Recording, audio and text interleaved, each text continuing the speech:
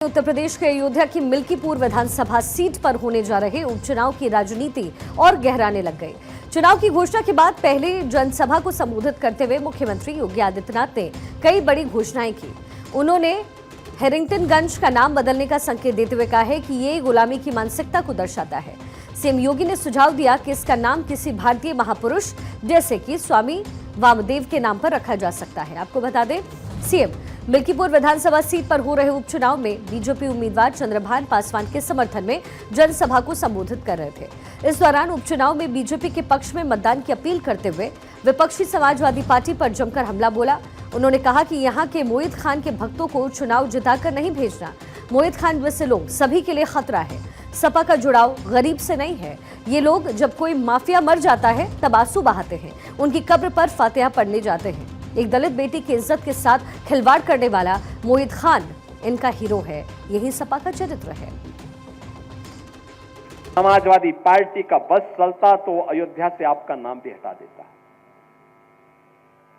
पूरी ताकत उसने लगाई थी, पूरी ताकत लगाई थी कि गुलामी के ढांचे को कोई कुछ टस से मस न कर सके।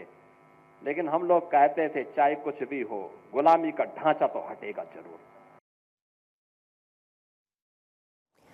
वहीं सीएम योगी ने कहा कि राम मंदिर में रामलला विराजमान हुए तब भी सपा ने विरोध किया। ये वही सपा है जिसके हाथ कार सेवकों के खून से सने हुए हैं। जब हमने अयोध्या एयरपोर्ट का नाम महर्षि वाल्मीकि के नाम रखा तो सपा ने विरोध कर दिया। आपके विकास में बाधा है ये परिवारवाद और जातिवाद की राजनीति। आपके विकास में बाधा है ये बांटने की राजनीति। आपकी आस्था के साथ खिलवाड़ है परिवारवाद की राजनीति और जातिवाद की राजनीति। ये जातिवाद की राजनीति वे लोग कर रहे हैं, ये परिवारवाद की राजनीति वे लोग कर रहे हैं जिन्होंने केवल और केवल अपने परिवार की चिंता की, जनता जनार्दन की चिंता नहीं की। वहीं सीएम योगी ने कहा कि हम उत्तर प्रदेश वाले सौभाग्यशाली हैं। आज बिना भेदभाव के पूरा भारत संगम में डुबकी लगा रहा है। संगम का एक ही संदेश, एकता से ही अखंड होगा ये देश। एकता के मार्ग में सबसे बड़ी चुनौती है जातिवाद और परिवारवाद। आज उसी परिवारवाद पर प्रहार करने के लिए मैं आपके पास आया हूँ। जातिवाद, परिवारवाद आपके विश्वास में बाधा है। ये बांटने की राजनीति करते हैं, आस्था के साथ खिलवाड़ करते हैं। जब पूरी दुनिया महाकुंभ की ओर देख रही थी तब ये महाकुंभ पर दुष्प्रचार कर रहे थे। दुनिया भर में इसे बदनाम करने में लगे थे। महाकुंभ का एक ही संदेश या त्रिवेणी का एक ही संदेश, एकता से ही अखंड रहेगा ये देश। एकता से ही अखंड रहेगा ये देश। बहनों और भाइयों, एकता, एकता के मार्ग में सबसे बड़ी चुनौती है जातिवाद, सबसे बड़ी चुनौती है परिवारवाद। और आज उसी परिवारवाद पर प्रहार करने के लिए मैं आपके पास आया हूं। सीएम योगी आदित्यनाथ यही नहीं रुके। समाजवादी पार्टी पर हमला बोलते हुए उन्होंने कहा कि इसके जो शागिर्द थे, जो माफिया थे, जिनसे जनता की सुरक्षा खतरे में थी, उन्हें भी अब खदेड़ दिया गया है। कानून व्यवस्था में सुधार आया है। उत्तर प्रदेश पुलिस का काम अब सराहा जा रहा है। हमारा एक इंस्पेक्टर शहीद हुआ है लेकिन अपराधियों को मार गिराया। सपा सरकार में जब भी कोई त्योहार आता है दंगे हो जाते थे, गाय भैंस चोरी हो जाती थी, बेटियों की इज्जत के साथ खिलवाड़ करते थे। तभी तो हम कहते हैं कि देख सपाई बिटिया घबराई। लगातार समाजवादी पार्टी जब भी सत्ता में आई, और इसीलिए तो हम कहते हैं देख सपाई बिटिया घबराई। ये मोइन खान के कुकृत्य थे और मोइन खान को सिर पे लेके ढोते हैं समाजवादी पार्टी के अयोध्या के दुर्भाग्य से बने हुए सांसद।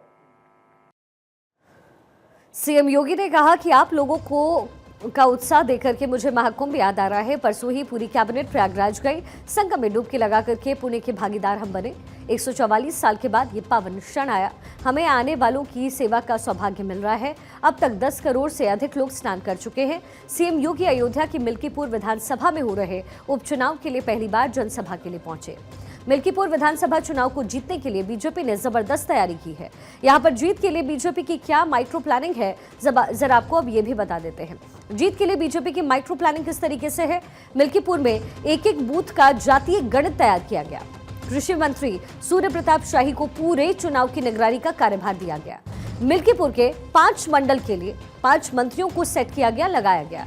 आयुष मंत्री दयाशंकर मिश्रा दयालु को मिल्कीपुर मंडल, खेल एवं युवा मामले के राज्य मंत्री गिरीश यादव को हैरिटगंज मंडल, चिकित्सा राज्य मंत्री मयंकेश्वर शरण सिंह को कुमारगंज, खाद्य और रसद आपूर्ति मंत्री सतीश शर्मा को कुचेरा, सहकारिता मंत्री जेपीएस राठौर को इनायतगंज मंडल की जिम्मेदारी सौंपी गई। आपको मिल्कीपुर विधानसभा का जातीय समीकरण भी जरा यहां बता दें। मिल्कीपुर विधानसभा का जो जातीय समीकरण है वो कहता है कि ब्राह्मण वहां पर 85,000 है, जो पासी है वो 70,000, यादवों की संख्या लगभग 65,000 है, मुसलमानों की संख्या 35,000, ठाकुरों की संख्या 28,000, वैश्य की संख्या है 15,000, दलित जो कि गैर पासी हैं उनकी जो संख्या है वो है 57,000, चौरसिया 15,000। मिल्कीपुर में 5 फरवरी को वोट डाले जाएंगे और 8 को फैसला सामने आएगा। अवधेश प्रसाद के सांसद बनने के चलते ये सीट खाली हुई है। सपा ने यहां से अवधेश प्रसाद के बेटे अजीत प्रसाद और भाजपा के नए चेहरे चंद्रभानु पासवान को टिकट दिया है।